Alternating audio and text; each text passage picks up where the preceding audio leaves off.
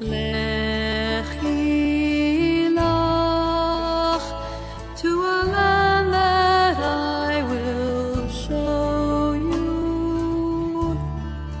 Lech lecha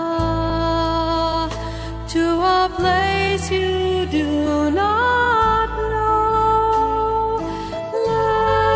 Lechi lach on your journey I will bless. Welcome Okay, and great. welcome to episode 111 of VFI Educates, which has been running continuously since last June, thanks to the wizardry of Julia, our local and regional and international wizard. There, Julia. Do you have anything to add today? Anything?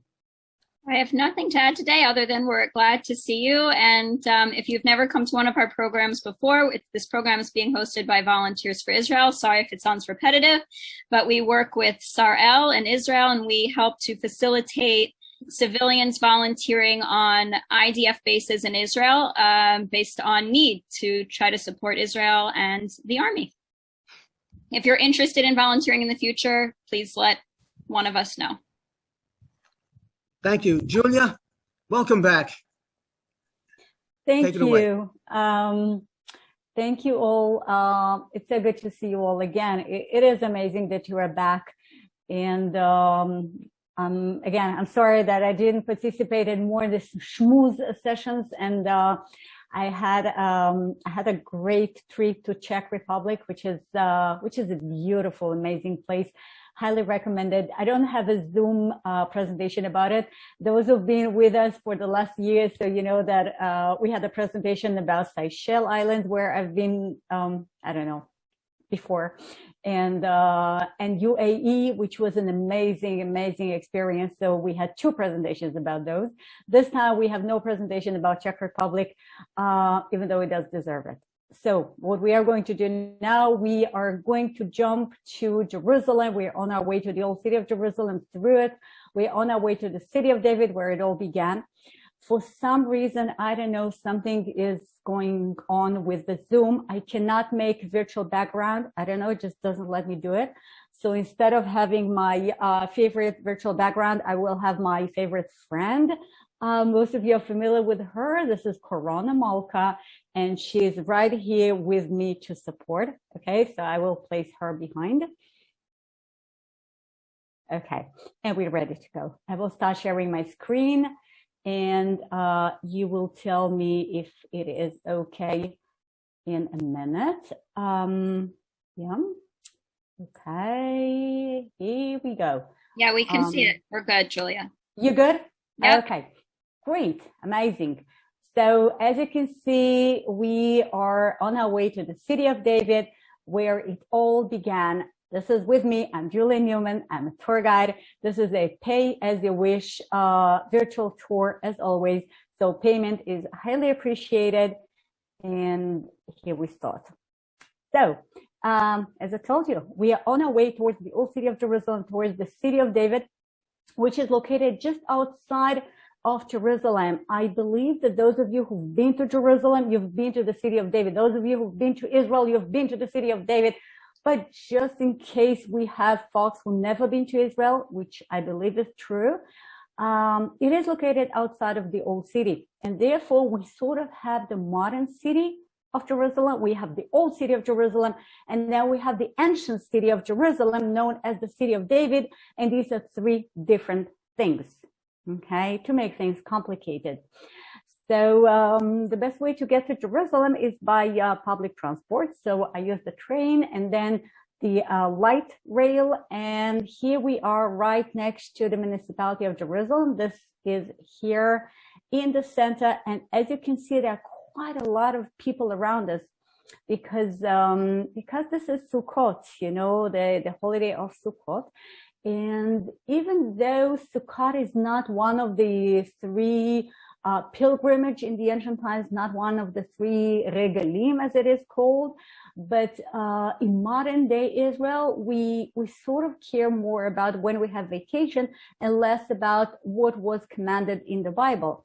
And therefore, the holidays when we have longer school vacation, and Sukkot is one of them, that became the main pilgrimage time to Jerusalem and to national parks and things like that. And so we're just surrounded by people all over us. Okay, today is one of the Chol HaMoed days. So the Orthodox, non-Orthodox, kids are off school. Everybody is celebrating the fact that we have no lockdown. Okay, just up until the very beginning of the holidays, we did not know whether there will be a lockdown or not. And so people are just, happy to be able to go wherever. So here we are in Jerusalem. Here on the left, you can see people walking towards the Jaffa Gate, the wall on our left-hand side. This is the wall of the old city, and we are about to get into the old city. Right here down below, this is a sukkah, okay, a traditional sukkah, which is located right next to the Wailing Wall. And for those of you who have never been to Israel during Sukkot, this is a very special experience. You do see all these Sukkot all over the place, decorated, less decorated. It is really special. Highly recommended anytime after COVID. And well, now we are inside the old city. And as you can see, even though Jerusalem is full of people, it is different when we speak of Israelis and tourists. You guys are missing. You see, these are two adjacent streets inside the old city, inside the market. The one on the right, this is the sort of Israeli oriented, this is the main street, David Street, which leads to the Jaffa Gate, and full of people, shops are open, everything is great. While this empty one on the left, you see they're just around the corner. But this one on the left, this is the main street of the Christian quarter. Now, normally this one would be full of people walking towards the Church of the Holy Sepulchre. But there are no tourists yet. So that's what it looks like. And another sad sight, you see, this is the Cardo. This is where Jewish tourists would go shopping. Do you remember Cardo? Those of you who've been to Jerusalem? Yeah. So again, the shops are locked. Most of them are empty and abandoned. And this is, we need you back. Okay.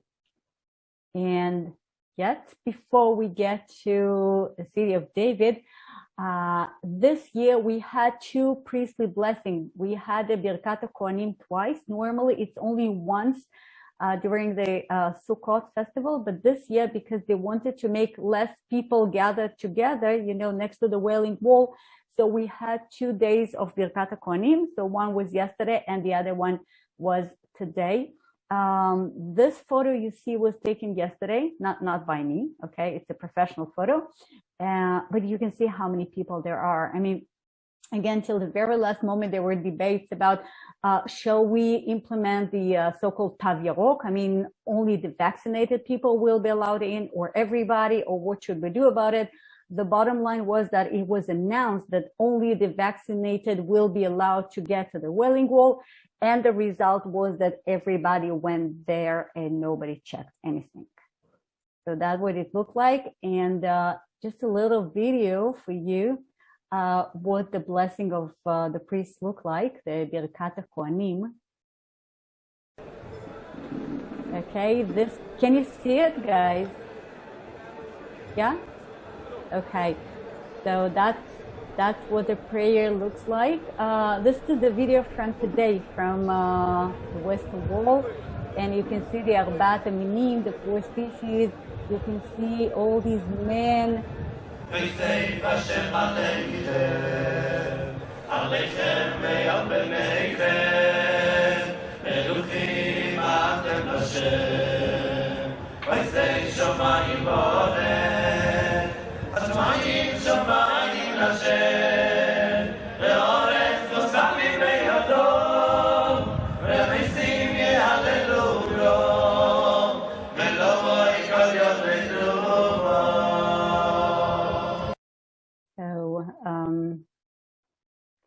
how do I get rid of it now? I'm not sure. I think this is it. Yeah. Okay, so the blessing goes on and on for over 2 hours, yesterday and today. So what you've seen now, that was from today, just a couple of hours ago. The priestly blessing, by the way, is made with this very, very special sign, which you're probably familiar with. You know, this is what you do with your hands, with your fingers. Exactly, Ilana, I saw you. Exactly. And not everybody can do it. I mean, now you can take a moment, all of you guys, and try to do this. Some people can do it easily, others cannot, like impossible. There is a fairy tale that those who can make it, they have some, you know, they are genetically descendants of the priest. I'm not sure this is true.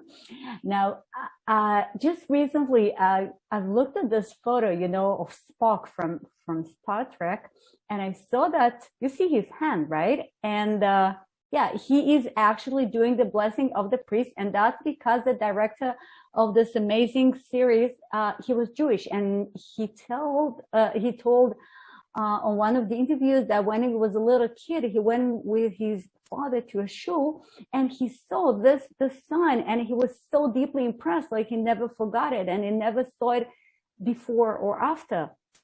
So when he needed to invent a special blessing, a special high there for the people of Vulcan, he suggested this gesture. So you see, even the aliens are sort of Jewish. That's a true story, okay?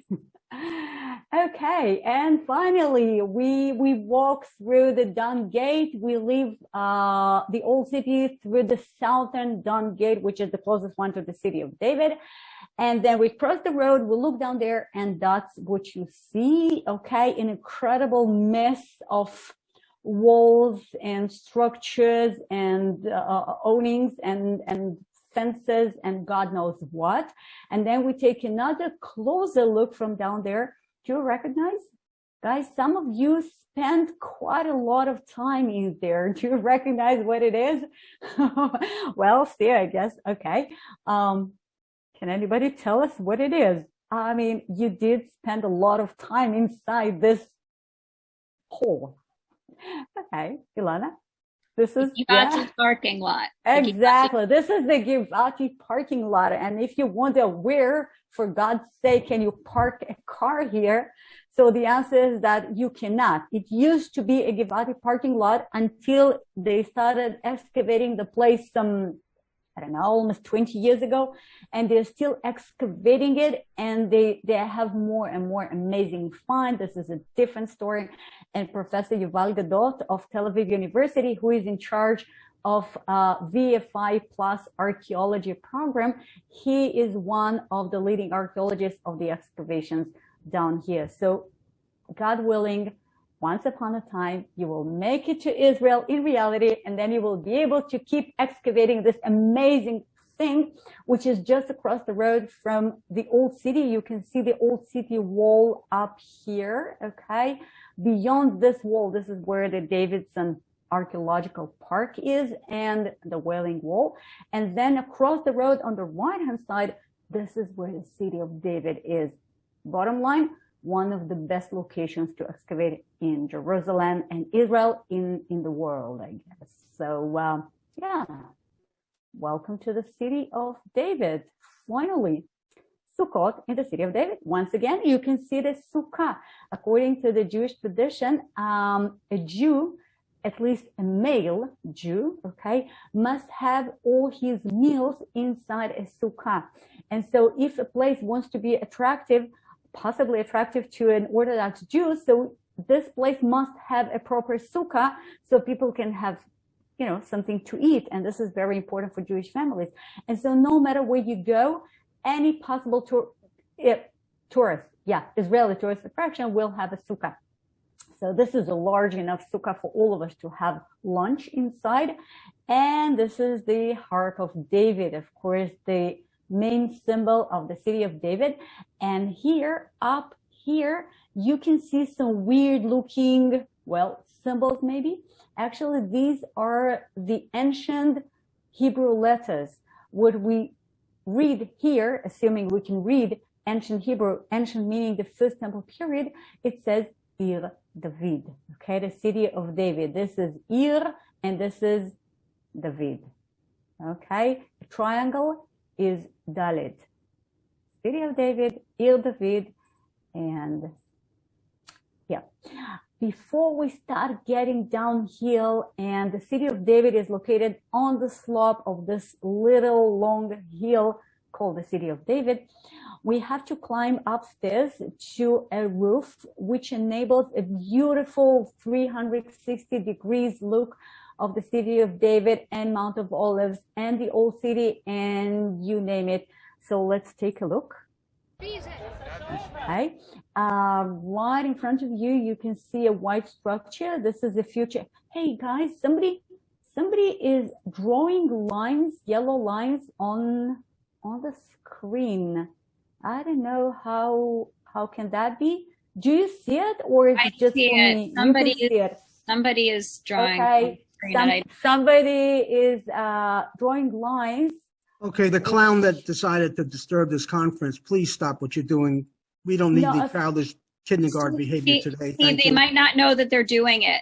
Yeah, maybe it's just by mistake. But anyhow, try to just avoid touching your keyboard. I'm just worried it'll be on the next slide, Julia. Pardon? I'm just worried it will be on the next slide. Yeah, I don't know. Well, let's see. Okay, let's proceed. Okay, so right now we are looking south. Okay, what you see now in front of you, this is what you see if you look south from this beautiful observation roof. What you see in front of you, these are the modern houses of the city of David. We will be back to the population of the city of David today.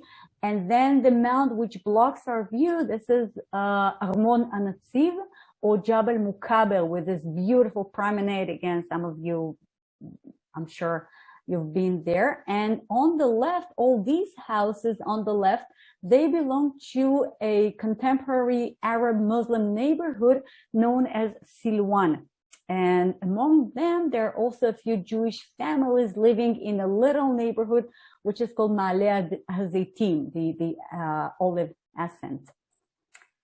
So now we keep rotating. You can see that the Silwan neighborhood is not so little.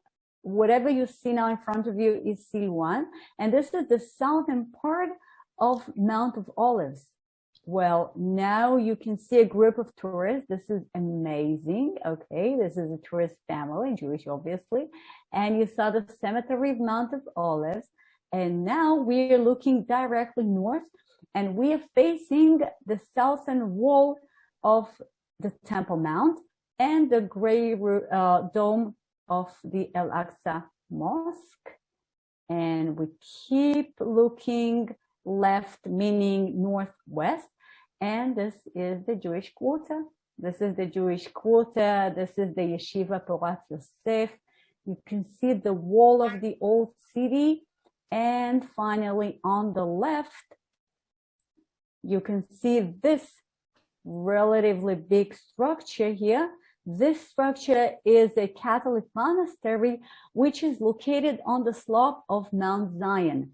So sort of behind it, I could not take a better photo, but behind it, this is where the tomb of King David is located.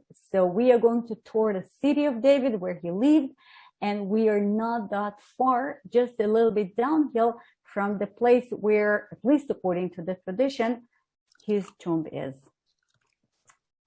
So this is what the city of David looked like. Julia? Yeah? I'm wondering if we should close it and reopen so the yellow lines aren't on it. I can try it. Okay. Because they're going to see over all your nice pictures, and I don't want them. Okay, so I will stop sharing. Okay, and I will start sharing again, and let's just see. Everyone, if you can make sure not to open your annotate feature. Okay. Ilana, that was a great idea. Okay, we got rid of it. Okay. Yes, Ilana is our specialist.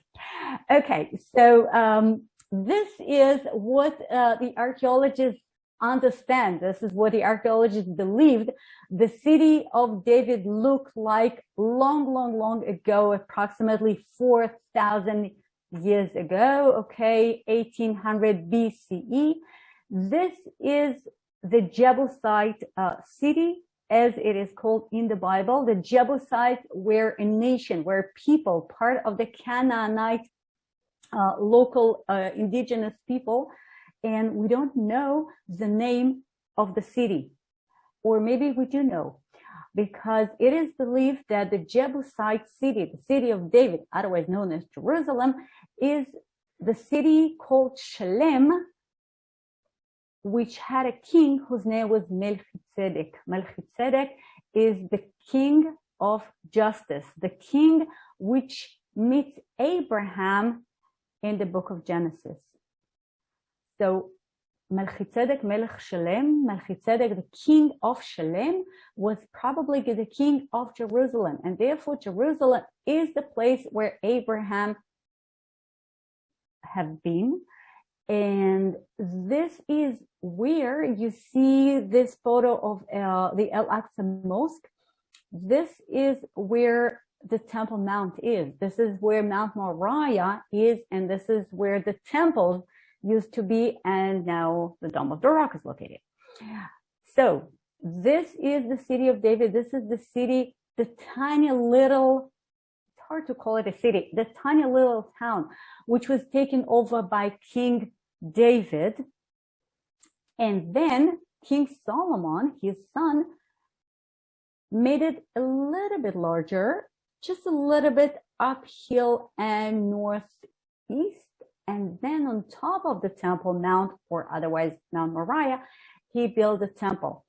We are not going to visit the Temple Mount. We've been there before. I mean, we might do it again, but right now today, we are going to explore only a tiny little fraction, this lower right-hand side fraction of the city of David. We're going to mention the walls. We're going to see a little bit of these walls, which you can see to the right.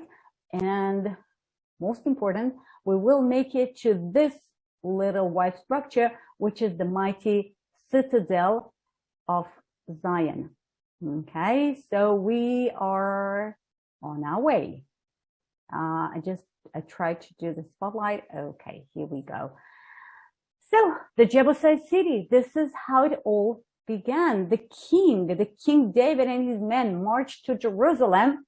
It was not yet called Jerusalem, okay, to attack the Jebusites who lived there. The Jebusites say to David, you will not get in there. Even the blind and the lame can ward you off. They thought David cannot get in here. But of course, David did. And look, it is interesting. I am reading the New International Version of the Bible translation to English. Obviously, the Bible was not written in English originally, okay? It was written in ancient Hebrew. We don't have the original manuscript of the Bible.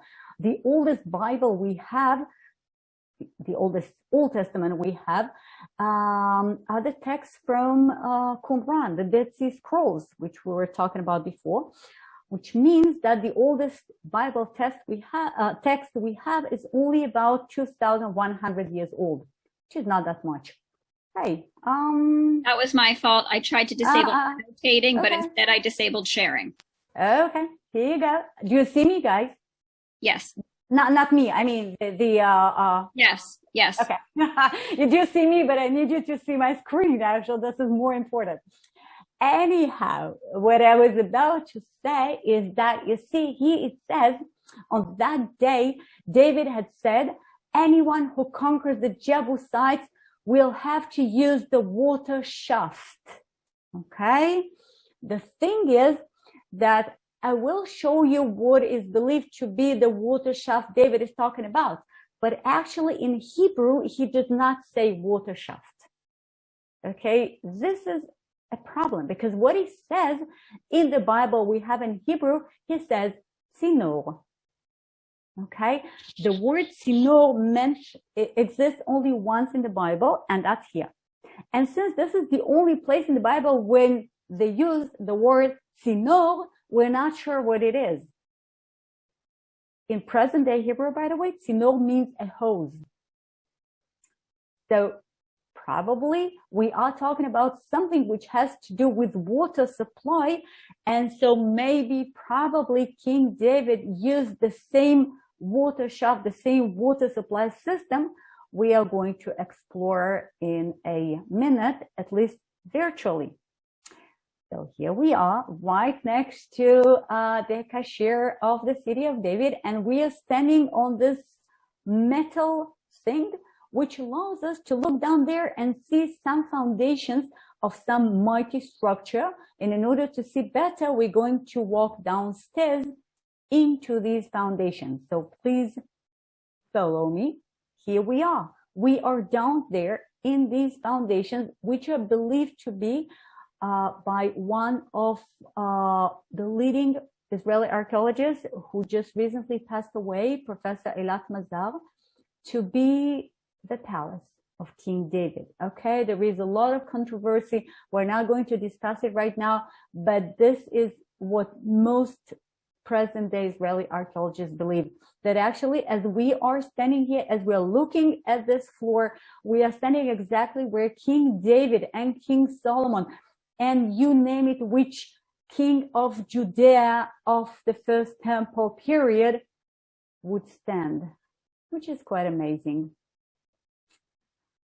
So some more phrases from the Bible describing the construction of the palace of King David. And just before we proceed, look, this is something brand new. I mean, a few months ago, so none of you have ever been into this ugly corridor.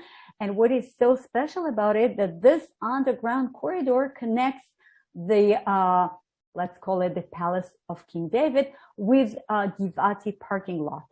So there is no palace, there is no parking lot, but now you have this direct underground connection between the two, which is amazing because indeed Givati parking lot used to be part of the city of David. So this is something new for us to explore. And look, this is something, another wall from the same time frame, from the same probably palace of King David. And here you see this is something, is it familiar to you? Does anybody, I mean, those of you who've been to Israel, you've seen it before, not in the city of David, but rather in your wallet. Can you recall? Yes, okay, just to help you. So this is the coin of 5 shekels, 5 Israeli shekels. And this is the back of the same coin. And you can see that this decoration here is exactly this decoration here. And this is because these decorations, these tops of pillars, were found in quite a few places which belong to the people of Judea during the First Temple period. So this is actually, whenever you find such a decoration, that means that that was Jewish, 2,700 years ago, 2,800 years ago, 600 years ago. This is quite significant. And let's take a look at Silwan. You see, you saw it before. This is more or less the same angle. This is this neighborhood, which used to be tiny little, and then it grew bigger and bigger and bigger. Now we have thousands of Arab Muslims living in here, the so-called East Jerusalem Muslims, which means that they have Israeli IDs, but they do not have Israeli passports, which mean that they can vote for the municipality, they cannot vote for the Knesset. Okay, so this is Silwan. This is the southern part of Mount of Olives. You can see the cemetery, the famous cemetery of Mount of Olives on the left-hand side. And Silwan has 2 parts. This is one part, the eastern part, which is part of Mount of Olives. And the other part is where we are. I mean, if you ask an Israeli Jew, where are we now? He will tell you in the city of David, of course. But if you ask an Arab, where are we? He will tell you we are in Silwan. So there are actually two parts to this neighborhood. And in between, there is the dry riverbed of Kidron. And obviously, these different names are not just names. It means so much to the people who use the different names. Now look, the neighborhood on both sides is called Silwan, okay? Which means nothing. I mean, if you ask an Arab speaker, what does it mean, Silwan? He will tell you, I have no idea. It means nothing. But it's so obvious that Silwan actually preserves the ancient Jewish name of the spring, which is Shiloach, right? Silwan is just misunderstood, mispronounced Shiloach. Now that's funny because you, as English speakers, you probably know the word Shiloach, or sometimes it is spelled Silwan or Silwam, okay? And then Silwam easily became Silwan. Anyhow, if I ask you, the English speakers, what does it mean? Silwam or Shiloach, what would you say? Who knows? You know, some weird name. Hey, Neely, I'm glad to see you. Neely is Ilana's cat. I love her. We have to meet. So anyhow, if I will ask you, the English speakers, what is Shiloach, I guess you will say, I have no idea. While if you speak Hebrew, you know what it is. Shiloach comes from the word lishloach, and that means to send. Okay, so Shiloach is something to be sent. What is sent? The water, of course. And that's what Silwam looked like back in 1891. You see? This is the same slope of the same mount, but it looks completely different because the Muslim neighborhood did not yet exist. Instead, we had a little poor Yemenite Jewish village.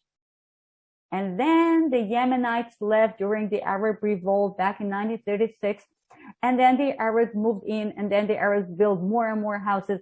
And so today we have an Arab neighborhood, which used to be a Jewish neighborhood, which used to be an empty slope.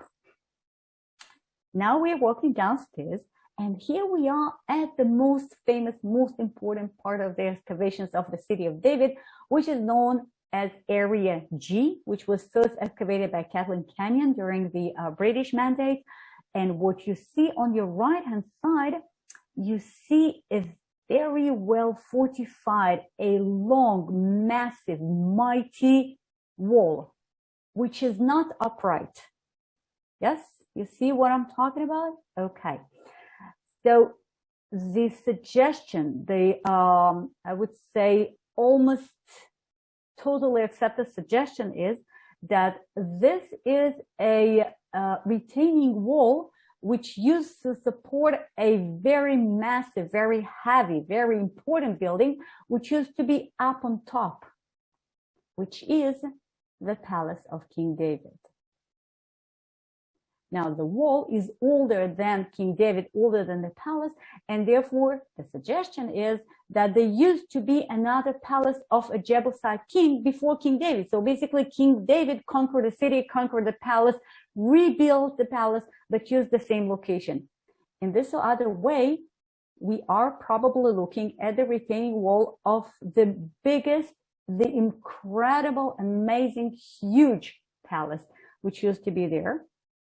And the wall is on the right, while here on the left, you can see a corner of a wall that was actually a watchtower, which protected the area in the Hasmonean period, while down there at the bottom, there is another wall which belonged to an earlier watchtower, which was built by the Persians. Okay, what I'm trying to say is that we have an impossible mixture, incredible complex of walls and periods. So we are talking about a mid-bronze period, and then the Iron period, and then the Persian period, and then the Hellenistic period, and here we are. Okay, this is a dream of an archaeologist or a nightmare of archaeologists. It depends on the personality, but this is impossible. This is a dream come true for most of them. So we walk downstairs along these stairs on the right. Okay, you can see these beautiful flowers. This is geranium flowers, and these flowers, they are where we think the palace was. All right, this is where we started. The Givati parking lot is behind. We walk downstairs, and here we are facing the retaining wall I was talking about before. We see this watchtower on the left, and right in the center, I hope you can see these two pillars. Can you see them?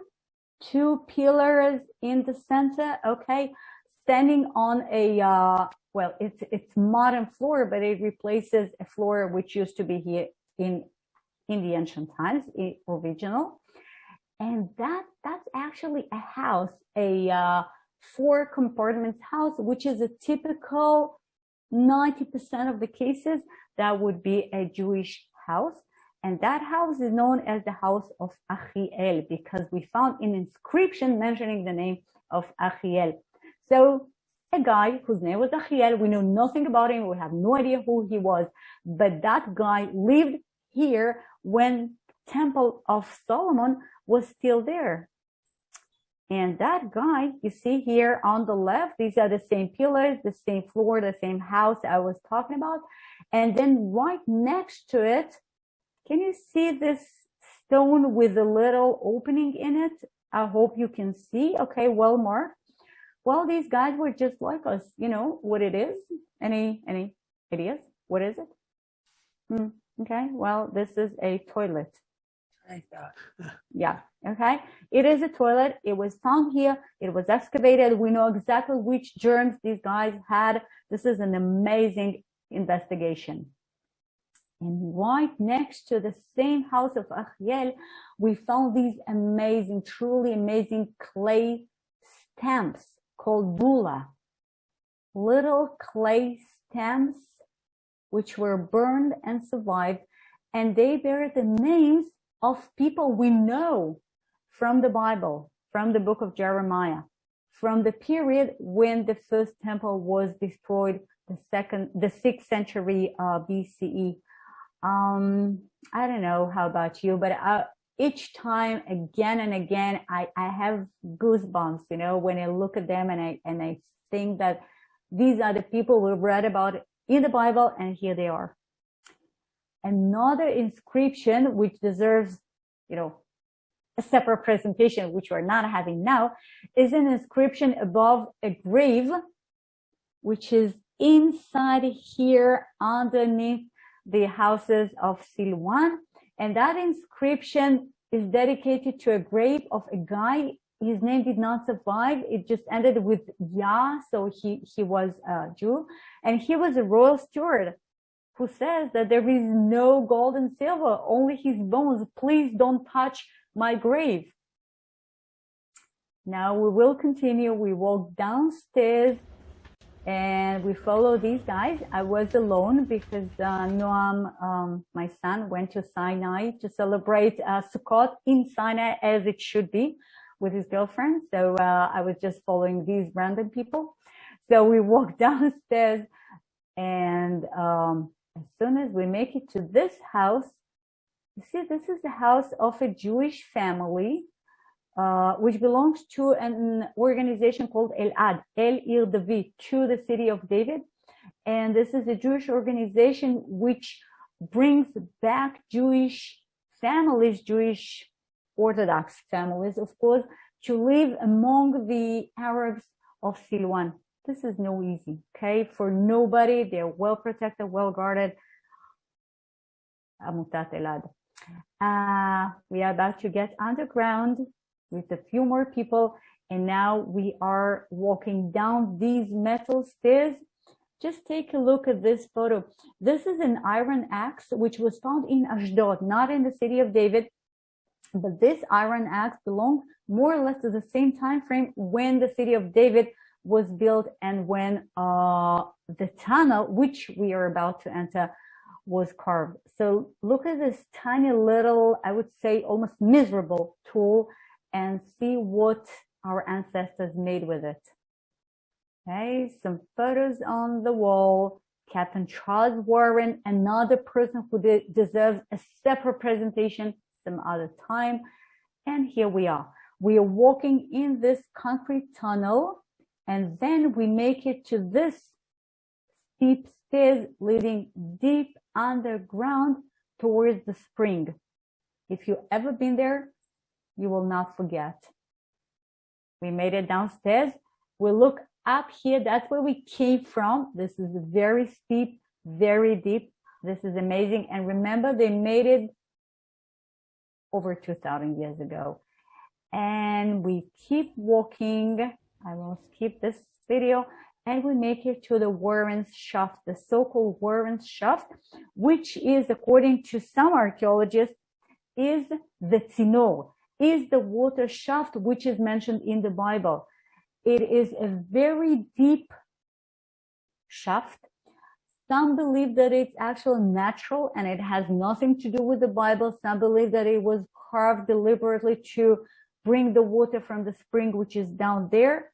Anyhow, Captain Charles Warren, the guy with the mustache, he was the first European. He was British. He was captain. He was a military man. He was a seeker of adventures. He was crazy. And he was the first European to find the shaft and to climb that shaft, following the footsteps of King David, or at least that's what he believed he was doing. And that's another crazy European deserving a full presentation, Montague Parker, who believed that he will find the treasures of the temple of King Solomon deep down in these tunnels and shafts of the city of David. He never actually found them, but at some point, he was accused by the Muslim authorities that he stole the sword of Muhammad, which apparently was hidden in the same tunnels, but closer to the Temple Mount. So he was arrested. He managed to escape. And we still, well, at least some of us are still looking for the treasures of the temple. You know, if you think about it, we have no idea what happened to them. So we keep walking in the underground tunnels. We see that cave, which is prehistoric. You know, among other things, we have some prehistoric finds of the prehistoric man who used to live in that cave, having no idea whatsoever about King David. Well, because King David was not born yet. And here on the left, you can see a wall. You can see the same wall on the right. And this is one of the walls which protected the people who made it to the spring. Now we keep walking downstairs. It is amazing how deep underground you can get. And we are on our way to a pond or a pool, which was apparently used by the Canaanites and then reused by the Israelites. It is big. It is deep. This is where the water of the Siloam spring was stored before the Siloam tunnel was made. And well, this pond is also special because, yeah, you see, we read in the Bible that Zadok anointed Solomon to be the king by the Gihon, right? So he was anointed by the Gihon, probably by a pond, and this is where maybe Solomon was anointed. And in our case, we have Ilana being anointed by Steve. I believe they both deserve it. I could find no better candidates to be a king and a future king. So we keep walking and we see more walls, more mighty, strong, ancient walls. And then we keep walking and we see more walls. I mean, the whole thing is about walls. And then at some point we get down there to the bottom of the walls. And these are the walls of the citadel of Zion. These are the walls which were conquered by King David. But then at some point, we had another problem. And that's the problem when Sennacherib, the king of Assyria, came and invaded Judah. Same Sennacherib who invaded and ruined Lachish, as Sharona told you at one of the previous presentations. Anyhow, King Hezekiah decided to block all the springs and the stream that flowed through the land, so the Assyrians will not find water. That's in the Bible, okay? To block the springs. He did block the spring. I mean, we actually see these huge piles of stones blocking the spring of Siloam or Gihon, that's the same. And then we keep reading the Bible, and then it says that this was Hezekiah who took the water of the Gihon spring and channeled the water down to the west side of the city of David. That's in the Bible. So we walk next to this pile of stones. This is the opening which used to be used long ago. So if any of you have been to the city of David, let's say 20 years and earlier, so this is the entrance you might remember. And now we have two tunnels.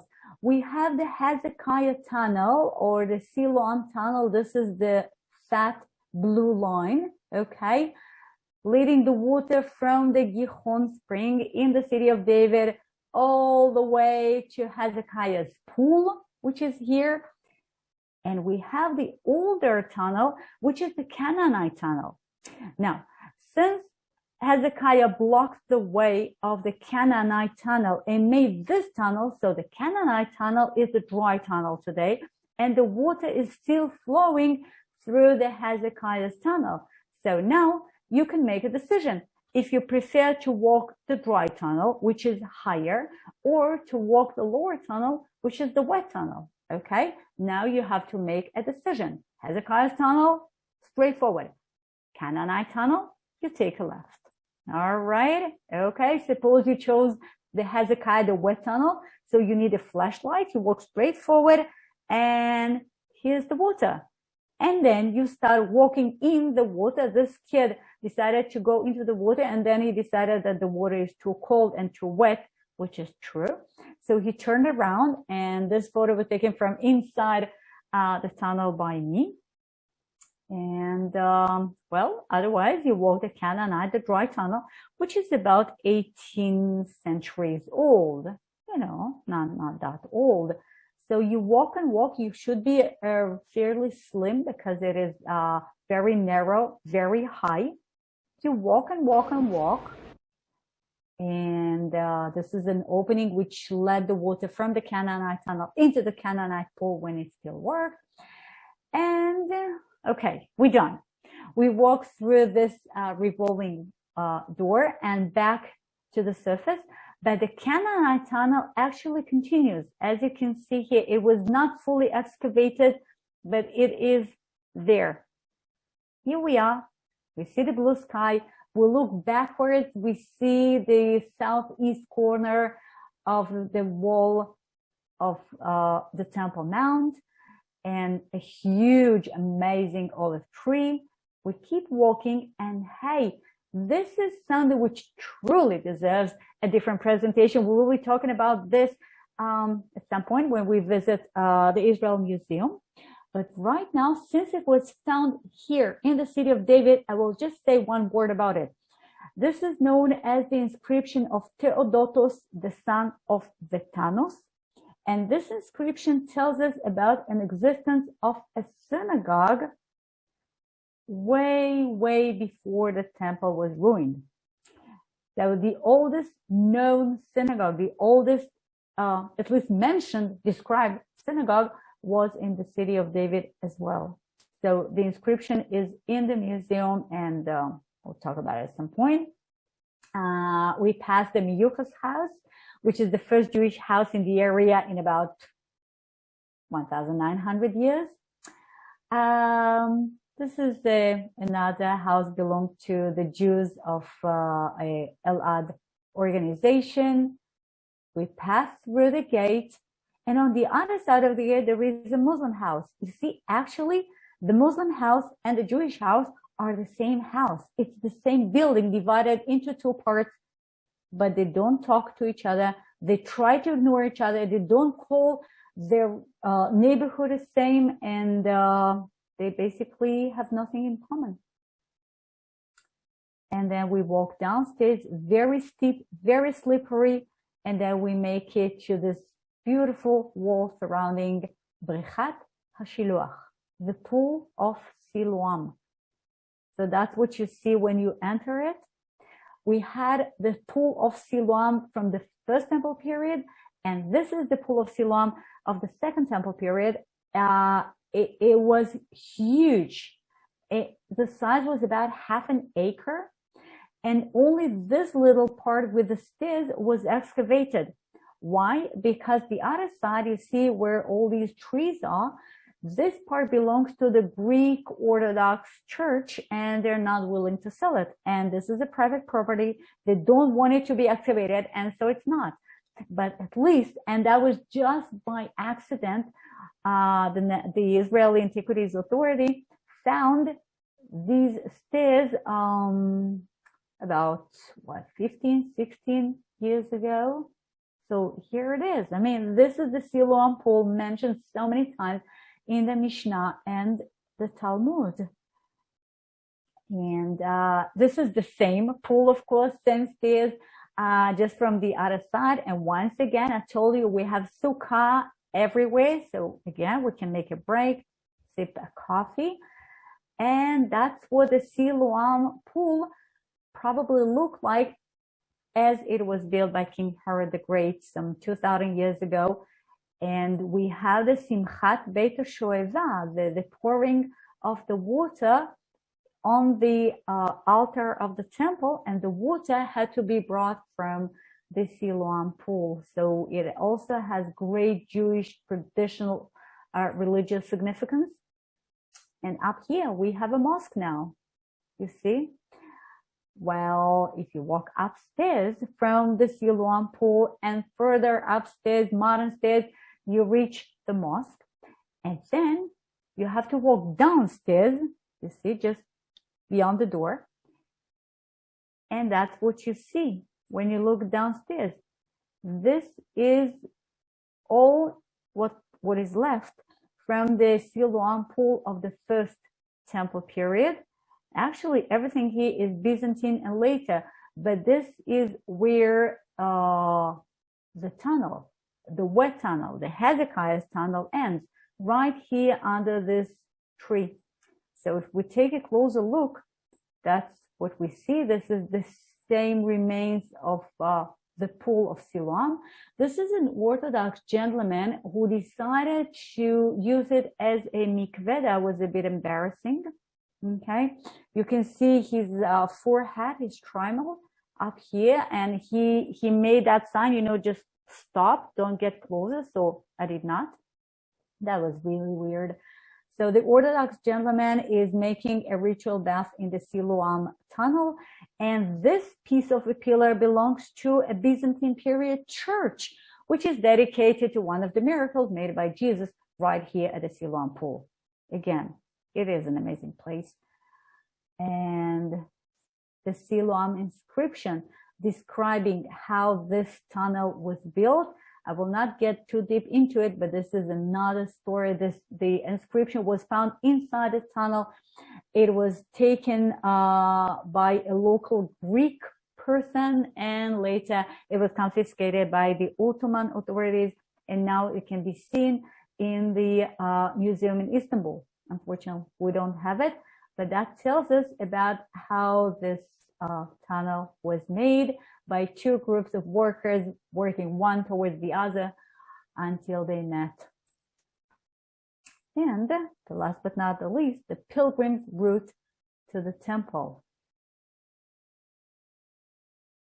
These stairs are the original stairs which were used by the Jewish pilgrims during the high holidays and other days, and of course during Sukkot, during Simchat Beit HaShoeva. this huge wide street connected the Siloam pool with the Temple Mount. This is another clay seal which was found there. It says in Aramaic, okay, these are Hebrew letters, but it's in Aramaic. It says Daka Leya, holy to God. That what it says, and it believed to be a seal, a stamp of kosher, of being pure enough to be used in the temple.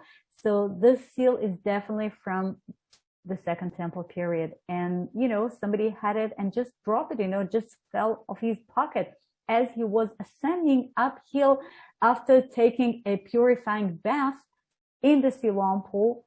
And he was on his way to the temple and then he lost it. And every now and then, I hope you can see there's a little bit of sort of yellow color here. This is a yellow light, which is coming from below the stairs, because this is where the sewage system used to be. Now, if we take a closer look at the sewage system, here it is.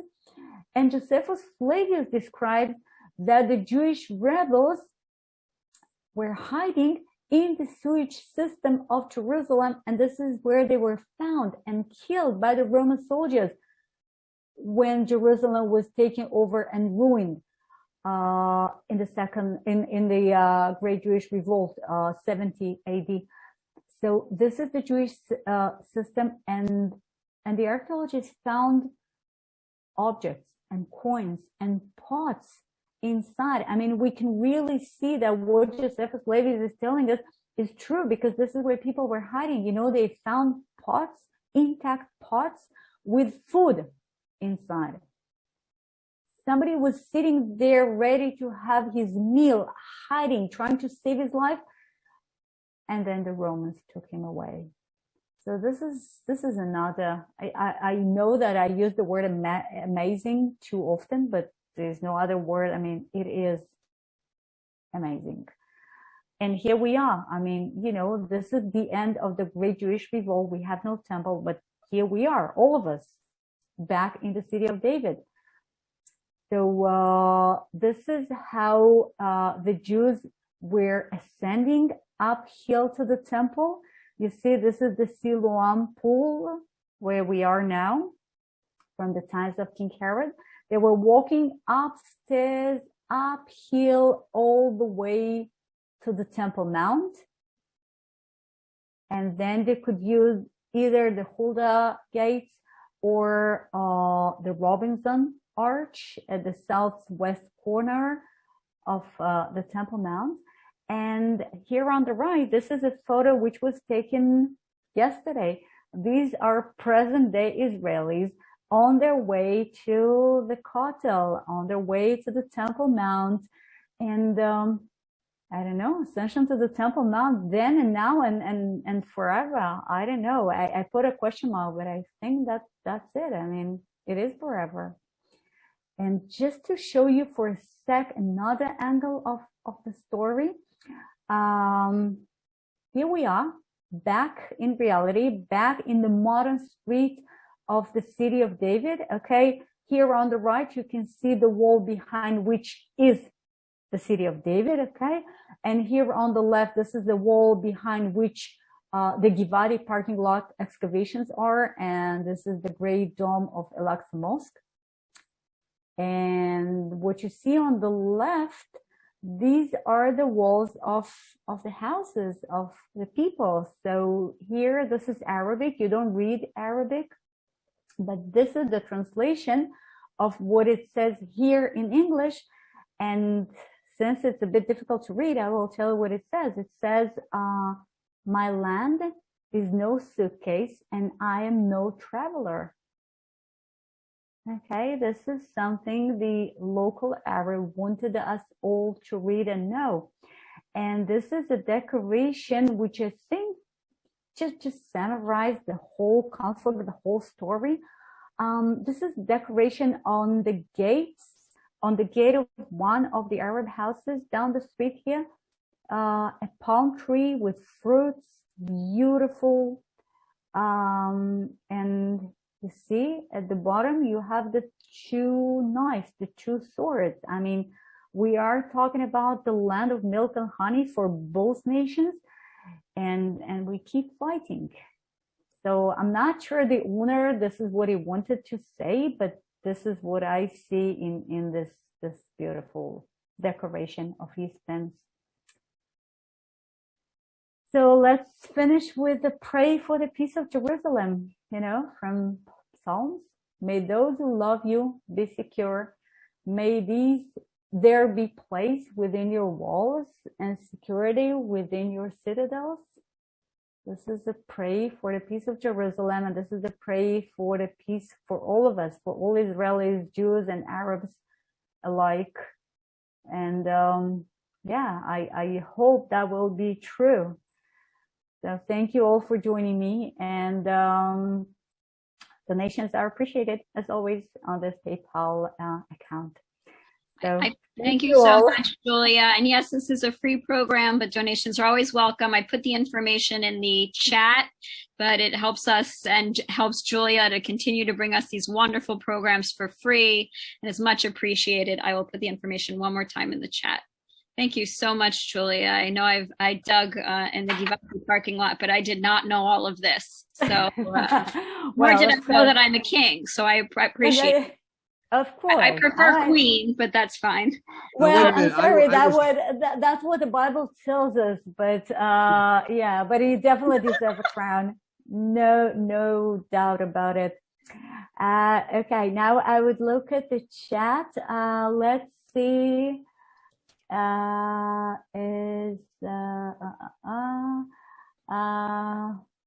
Western Wall, yeah, okay. Wailing Wall, that is yeah, sorry, I know that you hate the word. I'm really sorry, it just came out. Yeah, it's the Western Wall. Okay. It's definitely so, because in Hebrew we don't even say Western Wall. I mean, we normally just say kotel. Kotel means a wall, and that's it. And yeah, so I will never say it again. I'm sorry. That was the priestly, the priestly, of course, that was the Hallel, but the Hallel, I mean, the whole ceremony, which takes over 2 hours, as I said, it includes the Hallel and the Musaf and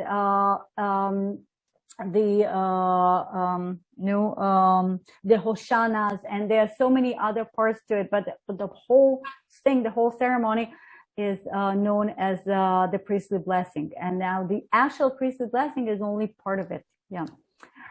Leonard Nimai, yeah, is also Jewish. Yeah, of course. Nimai. From Rhode Island. Yeah. Okay. Can we go to the city of David, which maybe our guy? Just ignore that, Julia. Please ignore it. It was just someone being rude. Okay, well, anyhow, I did not understand what it says, so that's okay. What kind of finds are they finding under the parking lot? Okay, well, they found all sorts of little objects like rings and earrings and just personal objects. But what is very interesting is that they found the walls, some of which believed to belong to a citadel known as the Chakra from the Hellenistic period, others believed to belong to the palace of Helena, Queen Helena, and her son for Diabena. And some of the walls belong to the First Temple period. So we are talking about archaeological finds. There's also part of the same pilgrim's route. I was trying to show you down there at the Pool of Siloam, which is excavated at Givati parking lot as well. We have Byzantine period structures and finds. We have Roman period villas. I mean, you have the entire history of Jerusalem well layered in Givati parking lot. So, okay. Wow, I see that so many people asked me not to call it the Wailing Wall, and I did not look at the chat during the presentation. So guys, as I said before, if there is something really important and urgent, so please let me know. Julia, I put in the chat that you know about it, and that sometimes you say the other word, but it's okay. Right. Don't worry about it. It's okay. Okay.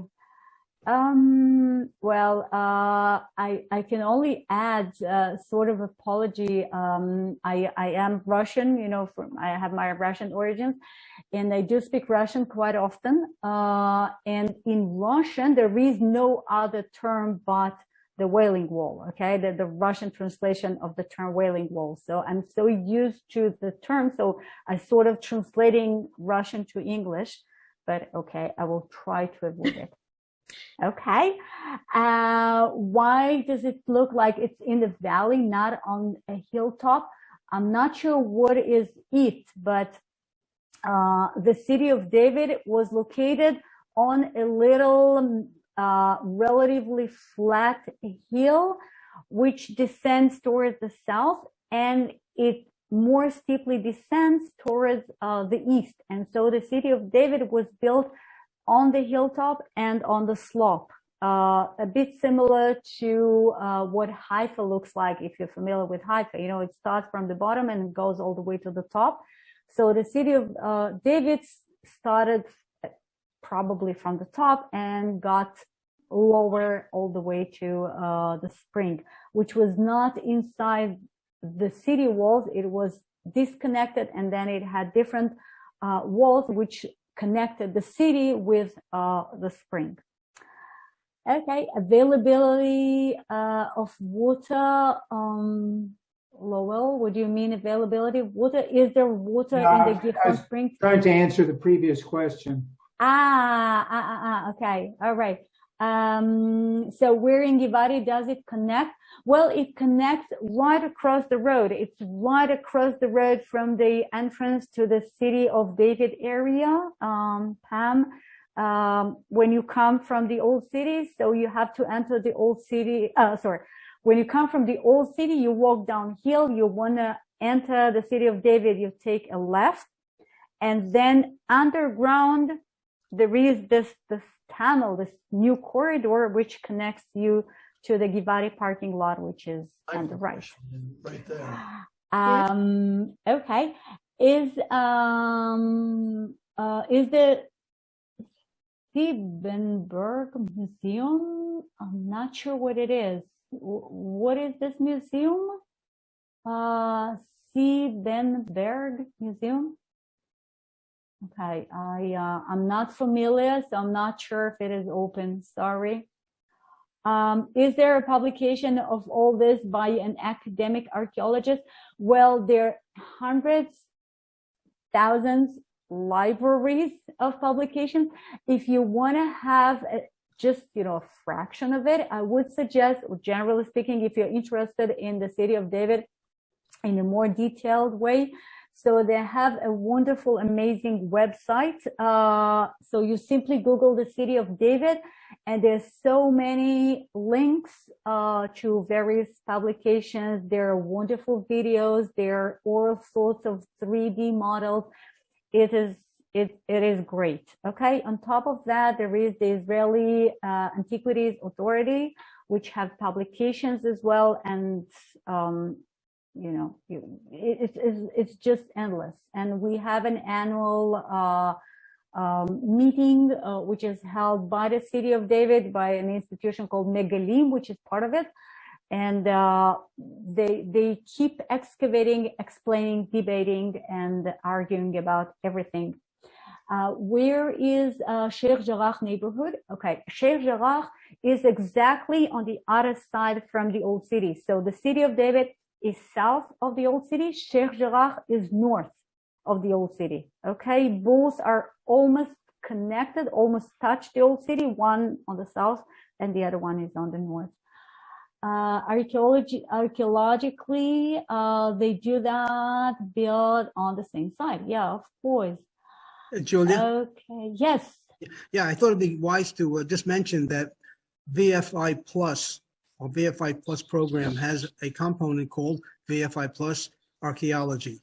And what it is 1 week on the IDF base, the first week, and the second week, we actually, in partnership with Tel Aviv University and Professor Yuval that you mentioned earlier, we actually go and work as amateur archaeologists surrounded by professionals from Tel Aviv University at the city of David. We spend a whole week You start at 6 o'clock in the morning and work till 2:30 in the afternoon, and you get your fingers dirty. And that's a program. That's a program which was to start October 2nd, however, canceled due to COVID, but will be rescheduled in the spring and then again in the fall of next year. So I just wanted to make that point. So it's a wonderful program. I was there with Lowell, actually, and Ellen, if she's still on this, 2 Septembers ago. And if you go on that program, Ellen Barry, you'll have the opportunity to walk In the water. in the water. And it's cold, That's but it's wonderful. very exciting. Right.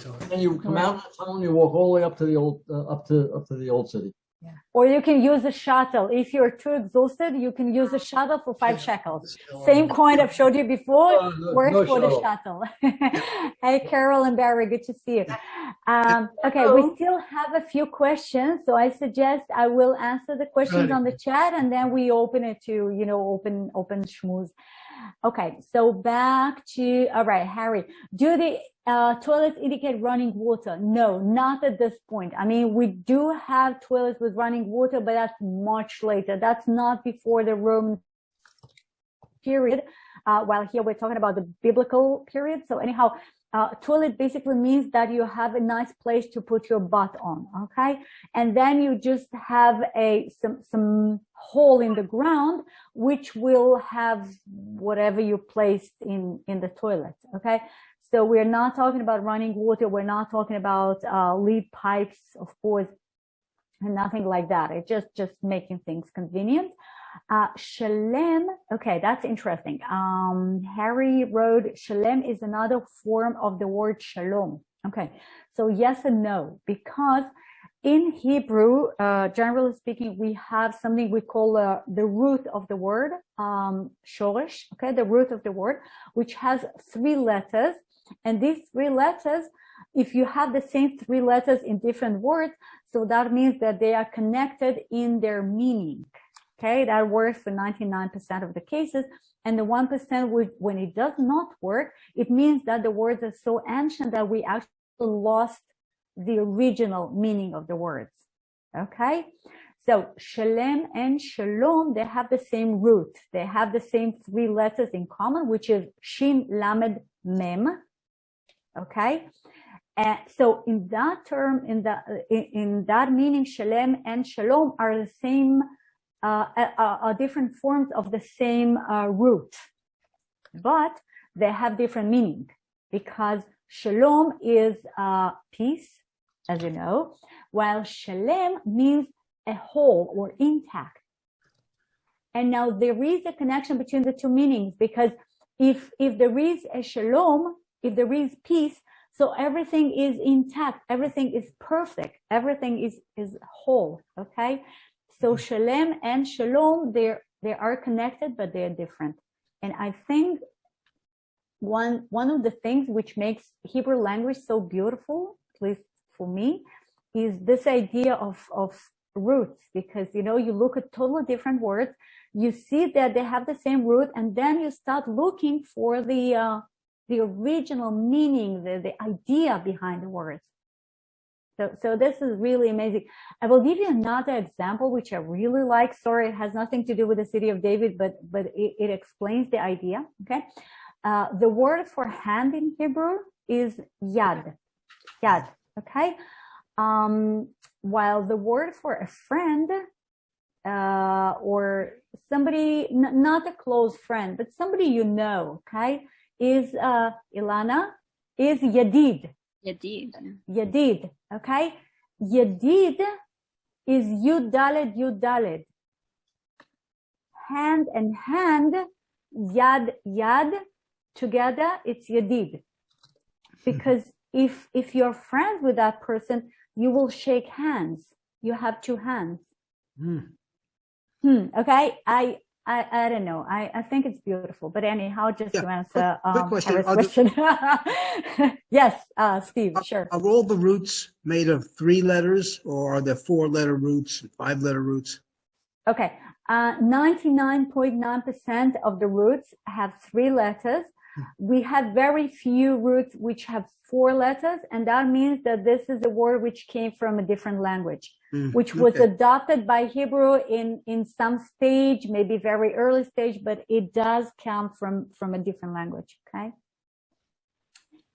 Okay. So Paula asks, how come the reconstructions of the city of David are not consistent with what we see as the excavation view in the tunnels related to the city of David? I'm not sure I understand, Paula. If you're still with us, I would appreciate if you explain. What do you mean by reconstructions of the city of David? Paula? Okay, apparently she is not here any longer. I don't know. I don't know how to answer the question, so sorry, it will remain unanswered. Steps are not sitting with different heights of water present.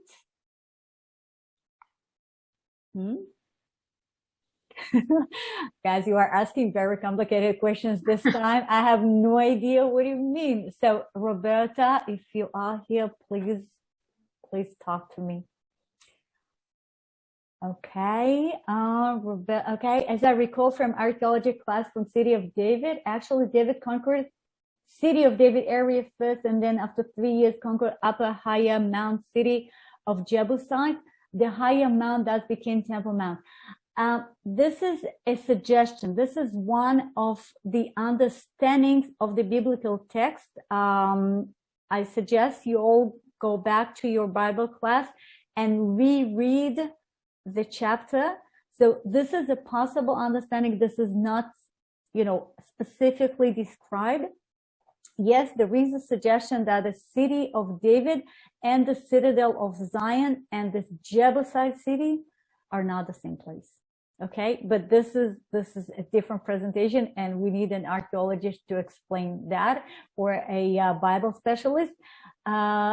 Most commonly understood, the city of David, the citadel of Zion, the Jebusite city are the same.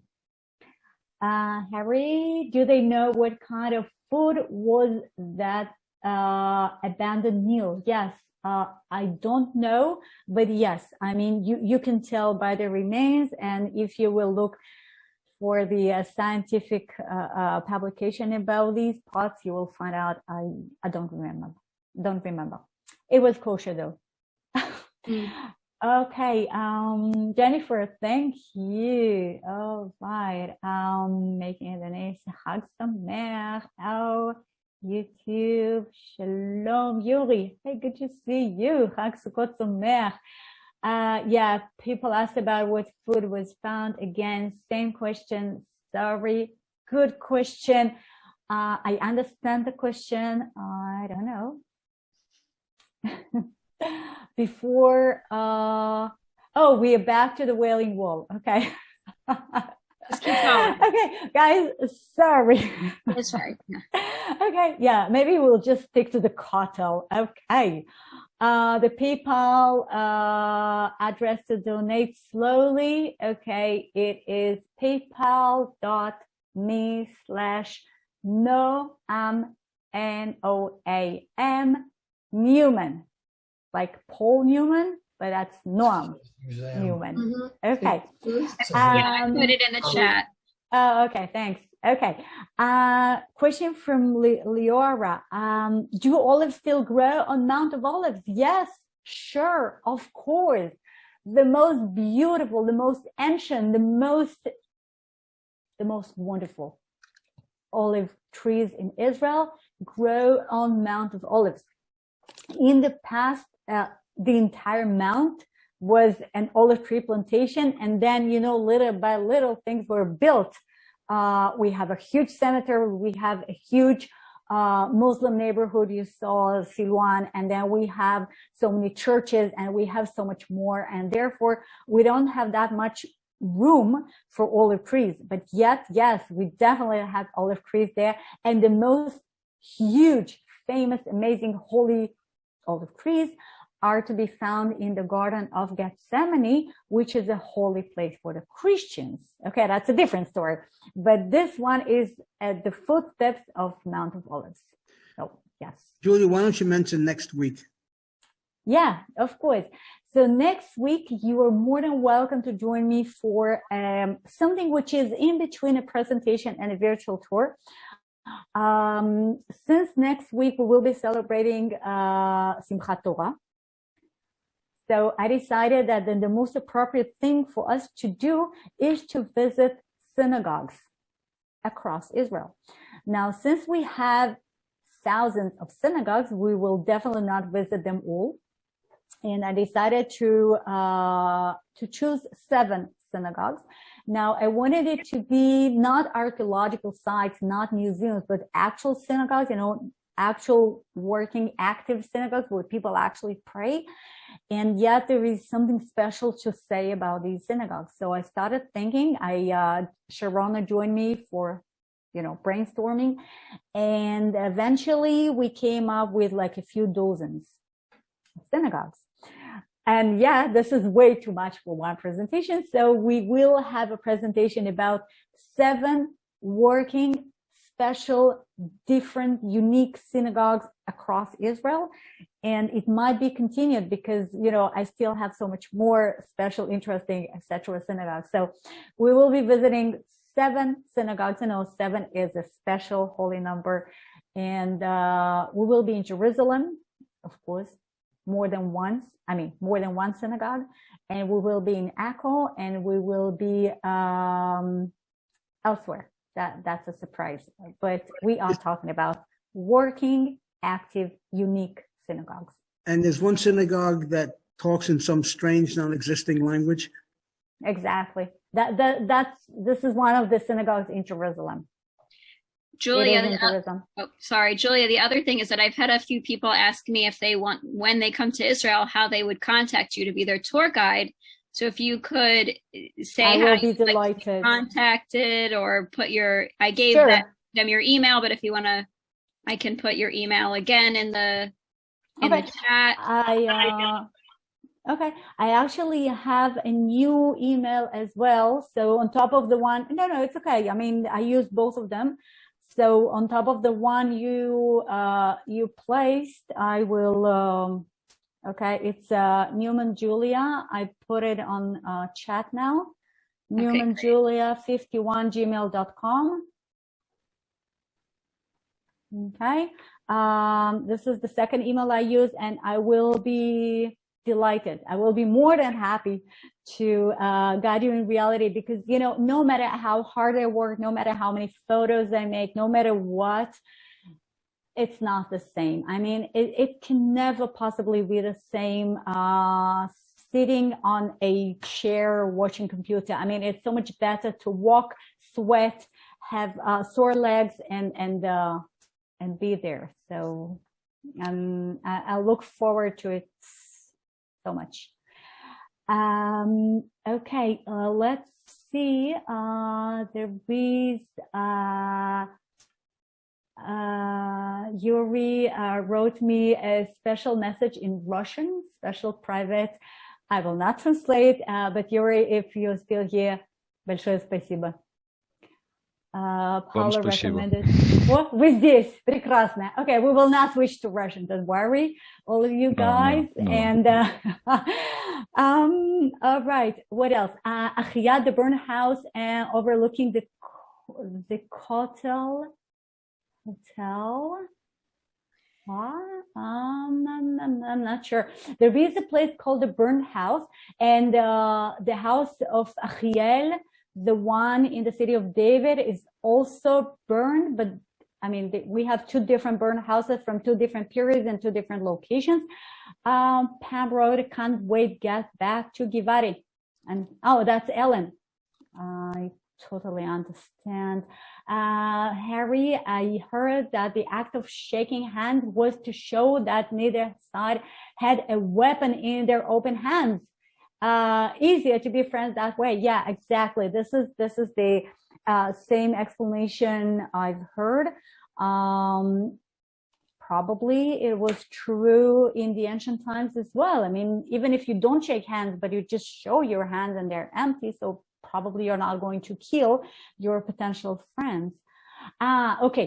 Paula now explained what she meant before. There are reconstructions at the Israel Museum and in other museums whose name I cannot remember. So the reconstructions look really architecturally gorgeous. The views in the tunnel and uncovering are basically large stones and rocks.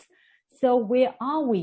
We are in the tunnels, part of which used to be tunnels forever. I mean, part of the tunnels were tunnels when the Jebusites and later the people of Israel made them tunnels. So, you know, getting the water will be safer. Some of the tunnels are tunnels today because in the ancient times, they were exposed and, you know, people could see the sky walking down the street. And then at some point, things were ruined and covered and disappeared. And then in order for us to see them today, we have to dig tunnels. Those of you who've been to the Western Wall tunnels or participated in the virtual tour of the Western Wall tunnels. So, you know, we call them tunnels because that's what they are. But back then, 2,000 years ago, people walked down the street. Okay, it was a normal street. That was not a tunnel. So that depends. Various parts were different in different time periods. And of course, the Pilgrim's Route, which is a tunnel today, the one which connects the Siloam Pool all the way to the Western Wall, it is a tunnel today. It used to be a street. You know, when people actually walk to the tunnel. Could you have a map of the location? Would you have a map of the location of Mount Zion? Yeah, let me think where is the best place to find it right now. Did the person Google it? I would just Google it. Yeah, I guess so. It will be easier than for me to find it right now. But it is in the southwest corner of the old city of today. Okay, next to the Zion Gate. Somebody can find it quickly on Google. Ilana, I think you are finding it. No, I'm answering people. Oh, yeah. Oh, you're into something else. Okay. Yeah, but I think if they just Google it, I would just Google it. Otherwise, Julia's going to Google it. And Harry had to leave, and he's usually our searcher. So. Okay. Well, so I believe everybody can Google it. Otherwise, next week I will have a map. Judith asked, how can I connect someone who is not connected? I responded to her. Okay, great. Okay. Lowell, right, another picture. Ooh, okay. Well, I think that's it. I guess you don't want Lowell's photograph then, right? Lowell said he has 2 vertebrae from our dig. Yeah, I tried to post it on this, but I couldn't post them. No, okay. But if you want it, Julia, he can send it to you. I think that was the offer. Yeah, okay. I will be happy to have a photo which you took. Now, okay, whatever it is, since it's not an actual mountain, it's a little hard to define the parameter, right? Like around it. Yeah, because it's not an actual mount. Mount of Zion. I was not sure what we're talking about. Well, it's not an actual mount, but it is an actual hill. And actually, we can tell where the boundaries of that hill used to be. It is invisible today because we do have slopes of Mount of Zion, the hill of Zion, from 3 sides, east, west, and south. But the northern part is totally connected to the old city, to the Armenian quarter of the old city.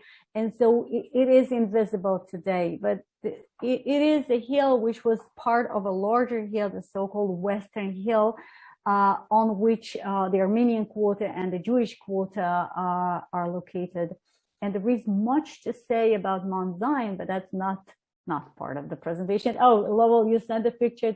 Okay, thanks. Okay, we ran out of questions and things people wanted to say on chat. And so I think now you're welcome to unmute yourself and talk to us either about City of David or anything else. And I really hope to see you all next week exploring the synagogues with me. Well, Thanks. Julia, thank you very much. Thank you It's so much. the 7,000-mile trip has made our day today. Now we have something to dream about other than COVID. Great. I Yeah, that's special. That's I do special have for us. some Starrel VFI announcements, at least fragments of information. We did have a meeting the other day with Karen, who runs Starrel now as a general manager. And she explained that, among other things, they're trying to get special exceptions for volunteers to come in groups, sizable groups actually, from the United States and other countries to get around some of the COVID rules and regulations of Israel. Today, it said that you need 3 inoculations to get in. And that is, in the US, that might be an issue, except yesterday they approved the 3rd inoculation for everybody 65 and over and anybody who's autoimmune compromised. So it's probably, anyhow, the obstacles are slowly kind of getting out of the way. And so I just want to let you know that that Starrel is trying to expedite the increase in volunteers. And the other message, which was really clear, was the statements from the base commanders missing the volunteers. Not missing them because they love them, missing them because they're not getting any work done. And so there's a sort of a desperate need for more, and that's a ringing endorsement of what it is that we do when we go over there. And so I just want to make those mentions. One other detail, I think Barry and the Steins, anyhow, I think mentioned to me once the use of the word bananas on the Yeah, big that's site. what I was thinking of, Steve. I may get this wrong, but apparently- Remember when you found bananas yeah, on your dig? You're muted. yeah, ancient bananas. Translation is, that was at Megiddo. I found some legs in the wall that I was digging, human legs. And right away they were concerned because if you find any human pieces or parts of people, they assume it's Jewish and they stop the dig until they verify it. And nobody wants that to happen. So they instructed us that if we talked about this find at all, we should say we found bananas. Thank you, Carol, You're for very welcome. straightening that out. I love that story. Does anyone else have any questions about VFI or about Julia's talk? Julia, I have a map of Mount Zion. If you want, I can share it for everybody. Great. Yeah. Great. Sure, Thank you, please. Maurice. And I can see that you have Givati parking lot right behind you. Oh, you're sharing it on the screen. Could you just take the link to it and post it in the chat instead of Yeah, sharing your screen?